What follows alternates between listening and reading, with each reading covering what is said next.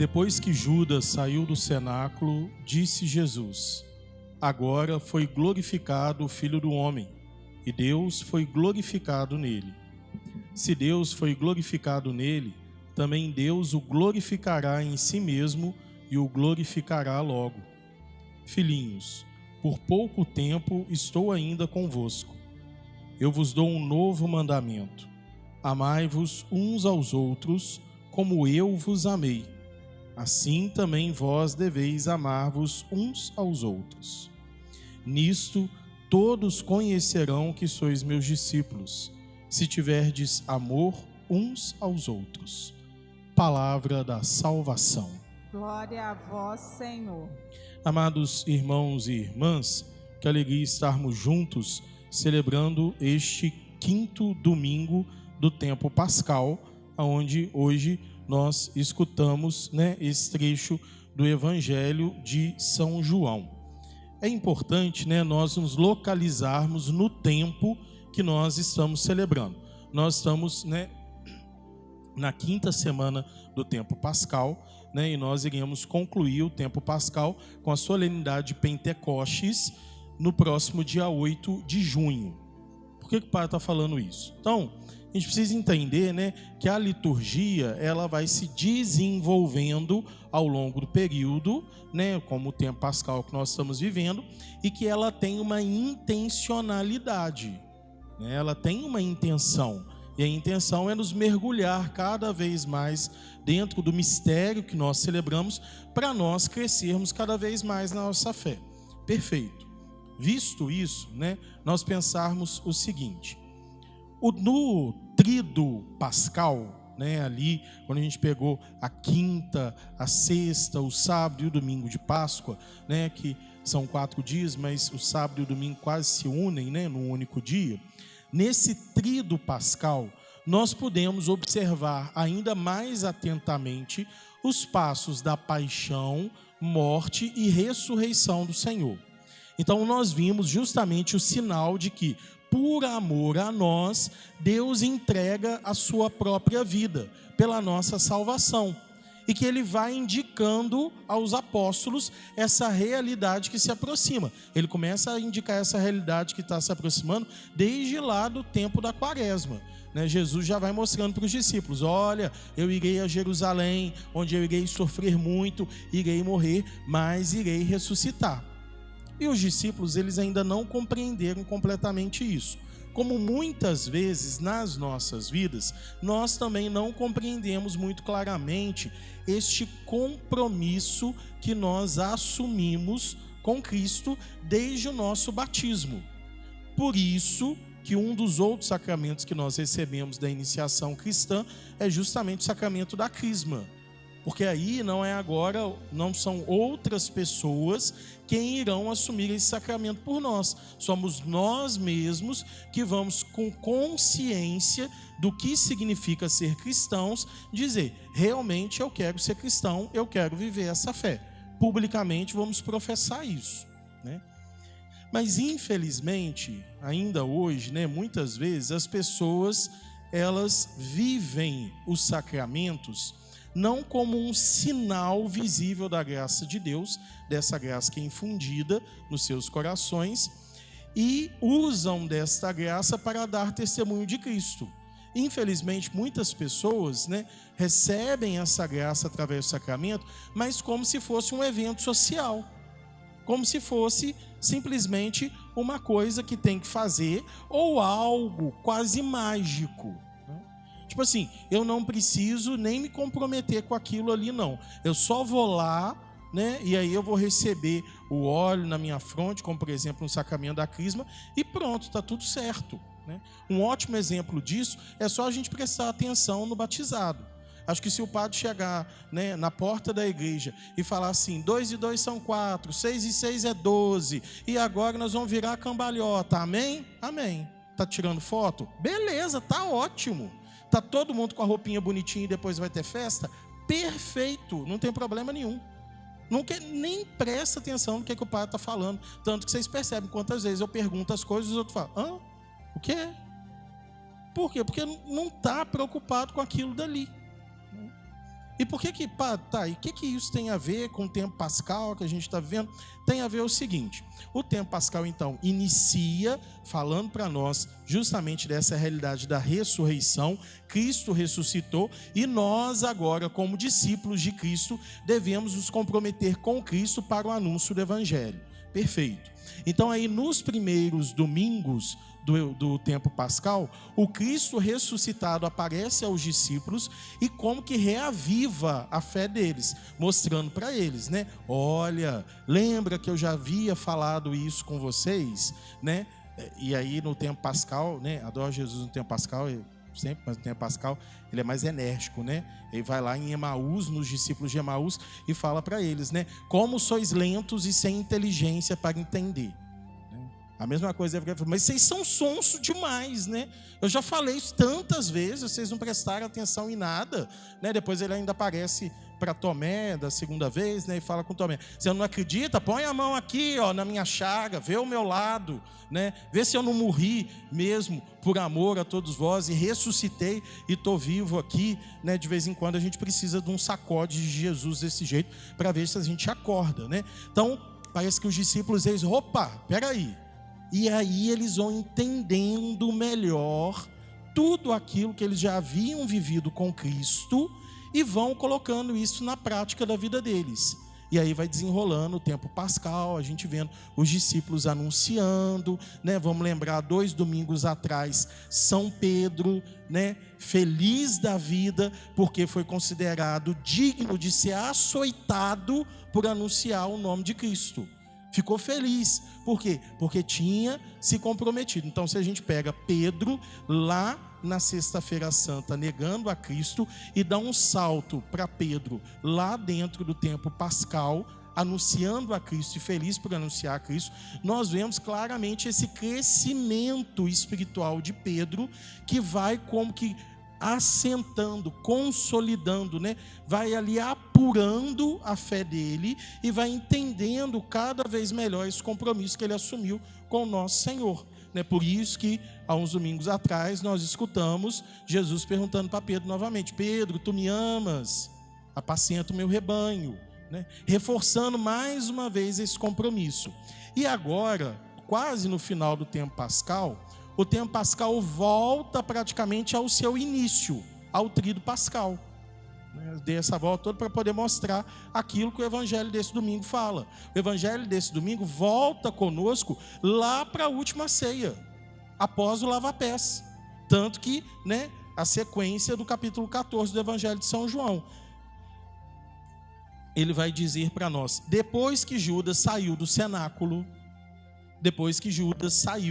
né? Depois que eles tinham comido a ceia e Judas saiu. Repara, o tempo pascal está voltando lá na frente de novo, lá atrás, né? De novo. E aí pode aparecer uma dúvida: padre, mas por que está repetindo, né? Assim como fez com os discípulos. Como que para a gente também consolidar na nossa vida, apurar, assentar a nossa fé. Porque quando nós celebramos os passos da paixão, morte e ressurreição do nosso Senhor, desde lá, né, muito atrás, lá na quarta-feira de cinzas, quando aquelas cinzas foram impostas nas nossas cabeças, e nós escutamos: lembra-te que é pó e ao pó hei de voltar. E a gente já começou a ir pensando aquilo tudo.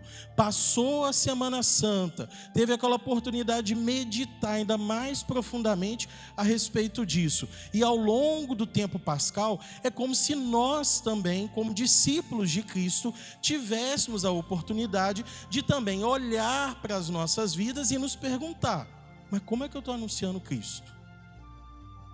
E às vezes a gente perceber que a gente estava sendo covarde, como alguns discípulos foram no primeiro momento e fugiram, mas a gente retornar. Talvez aparecerem as nossas dúvidas, assim como São Tomé, mas nós experimentarmos o ressuscitado, né? A experiência do ressuscitado: toca as minhas mãos, olha o meu lado. E aí agora, como que vai voltando, né? Como não? Vai voltando lá no início do tempo pascal, para como a gente fazer uma memória e realmente conseguir concretizar isso na nossa vida, conseguir colocar isso na prática na nossa vida. Por isso que a liturgia vai fazendo, né, esse movimento circular, geralmente dentro dos tempos, né, como dentro do tempo pascal.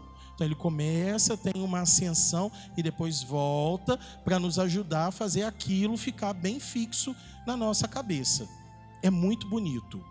Fica ainda mais bonito quando a gente vive, né? Quando a gente presta atenção, a gente lê lá, a gente escuta, não? Aí fica ainda mais bonito.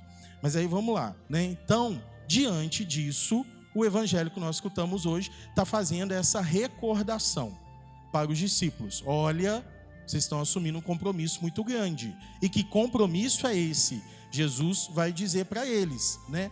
Amai-vos uns aos outros, assim como eu vos amei. Imagina lá na frente os discípulos lembrando disso e falando: o amor com que Cristo nos amou é um amor que deu a sua vida. Então o amor com que nós devemos amar a Cristo é o mesmo amor. O amor com que nós temos que anunciar a Cristo é o mesmo amor. Por isso que São Pedro fica feliz quando eles são açoitados. Porque ele está disposto a amar a Cristo, mesmo que isso custe até mesmo um sacrifício físico para ele. É por isso que na primeira leitura que nós escutamos hoje, né, tirada dos Atos dos Apóstolos, fala que Paulo e Barnabé voltaram para as cidades de Listra, Icônio e Antioquia, encontrando os discípulos. Eles os exortavam a permanecer firmes na fé. Tem um detalhe aqui que não aparece na leitura. Por que fala que eles exortavam eles a permanecer firmes na fé? Porque Paulo e Barnabé, no primeiro momento que eles saíram dessas cidades, eles foram quase que expulsos dessas cidades. Eles chegam nessas cidades para o anúncio do evangelho, eles anunciam o evangelho e o povo não acolhe, todo mundo vira e fala assim: ah, que bonitinho, coraçãozinho aqui, né? São Pedro, São Paulo, nossa, Barnabé, Paulo, que coisa bonitinha. Não, eles são escorraçados, eles são colocados para fora, né? Não vem um monte de gente para tentar fazer patrocínio com eles porque eles eram influenciadores. Não, eles eram realmente colocados para fora, né? Mas mesmo diante dessa perseguição, eles lançaram a semente do evangelho. E essa semente caiu naquele terreno e produziu frutos. E quais eram esses frutos? Pequenas comunidades que começaram a surgir. Pequenas comunidades que começaram a aparecer. Mas essas comunidades atravessavam muita perseguição, muita dificuldade. Por isso que no retorno, Paulo e Barnabé passam de novo nessas comunidades e falam para eles, encorajam eles e dizendo, permanecerem firmes na fé. Dizendo para eles, é preciso que passemos por muitos sofrimentos para entrar no reino dos céus. Porque imagina, se aqueles que anunciaram ali foram expulsos, aqueles que receberam aquele anúncio e decidiram seguir aquele anúncio, eles também estavam sendo perseguidos. Eles também estavam sofrendo com as dificuldades de viver o evangelho de Cristo. E aí, por que a liturgia volta, faz esse ciclo novamente conosco? Para que nós também, que nos comprometemos com Cristo, possamos olhar para as nossas vidas e a gente parar, né, de ficar, às vezes, pensando que o cristianismo é uma água com açúcar, o ser católico é um negócio muito light, muito tranquilo. Não, não é não, gente. Desde o início. É perseguição, é dificuldade para poder viver a fé. Mas são aqueles que permanecem firmes em meio às provações que alcançam a eternidade, que alcançam o reino dos céus. Como assim, padre? O senhor está falando que é para a gente ficar sofrendo eternamente? Não, mas é para que nós tenhamos consciência que viver a nossa fé exigirá de nós, assim como dos apóstolos, essa entrega disposta a amarmos assim como Cristo nos amou. Então, Papa Leão, né, agora encontraram um vídeo dele fazendo uma homilia numa crisma, no tempo que ele ainda era bispo, né, lá no Peru, e aí ele dizia para aqueles jovens, aí falava para eles, olha, vocês estão assumindo um compromisso, e esse compromisso exige comprometimento, e o martírio de hoje, muitas vezes é o martírio da vida mesmo, de derramar o sangue, mas muitas e muitas e muitas vezes o martírio que os cristãos sofrem ainda hoje é o martírio da humilhação, É o martírio da ridicularização. Quem nunca, por ser cristão, por ser católico, não foi chamado de beato, de beata? Não vai falar, mas você é bitolado, que isso? Que a gente tem que ser mais moderno, olhar as coisas de outro jeito. Quem nunca, por querer viver plenamente o ser católico? Quem nunca, por poder dar testemunho da fé, não foi acusado de um monte de coisa? Às vezes dentro da nossa própria casa. Às vezes o martírio é sofrido lá dentro da nossa casa.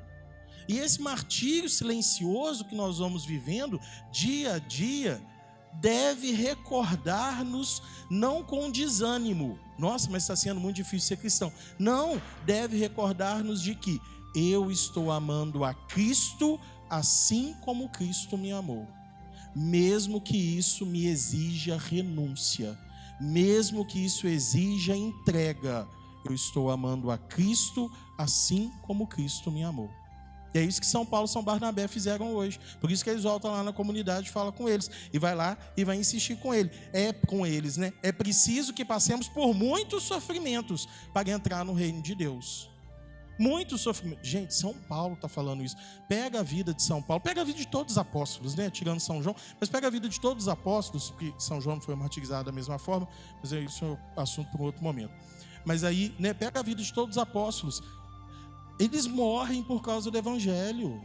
Eles morrem por causa do Evangelho. E aí hoje, nós vivemos em um país onde ser cristão, teoricamente, né, não é motivo de perseguição, teoricamente. Porque para viver mesmo a nossa fé, a gente é perseguido. Pior que às vezes até dentro da própria igreja. E aí a gente acha, né, que vai ser muito fácil ser católico. Que a gente não vai ter dificuldade nenhuma. Que vai ser, mamão com açúcar, ser católico e belezinha, fácil demais.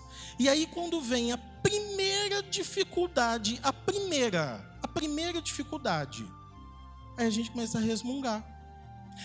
Mas desse jeito não dá para ir na igreja. Mas desse jeito não sei o que tem.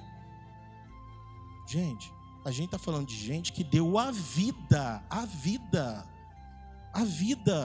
pelo anúncio de Cristo, que foi escorraçado de cidade, que foi humilhado, apedrejado. E aí a gente hoje, porque às vezes o negócio não acontece do jeito que a gente quer, a gente vai lá e dá chilique. Que espécie de cristão é esse? Que espécie de segmento de apóstolo de Cristo está sendo esse? Por isso que a liturgia volta, para a gente poder olhar para a nossa vida e mais uma vez nos perguntar, olha, Cristo ressuscitou, Ele está vivo. E como é que eu estou seguindo Cristo? Eu estou amando Ele assim como Ele me amou, disposto a dar a minha vida? Porque na primeira coisa que sai fora daquilo que a gente quer, do jeito que a gente quer, a gente já começa a falar, mas eu também não volto na igreja, porque é assim, assim, assim. Estou falando mentira? Quantas vezes a gente escuta isso? Quantas vezes aparece um alecrim dourado, um abençoado, uma abençoada, né? Que vem, parece que é um fariseu, um mestre da lei, né? Que só vem para poder tirar a paz. E aí chega lá e vira e fala assim, padre, eu quero trazer meu filho para poder batizar. Quando não fala mentira, né? Aí fala assim, os padrinhos de consagração, tem problema eles serem protestantes? Gente, nós vamos colocar uma pessoa para consagrar, fazer sacramento, unidade, nosso filho, né, os nossos filhos, com a Virgem Maria, alguém que não acredita em Nossa Senhora. Quantos protestantes vocês já viram aqui dentro dessa igreja, consagrando criança a Nossa Senhora? Quantos? E vai o padre virar e falar assim, não pode, também não quero,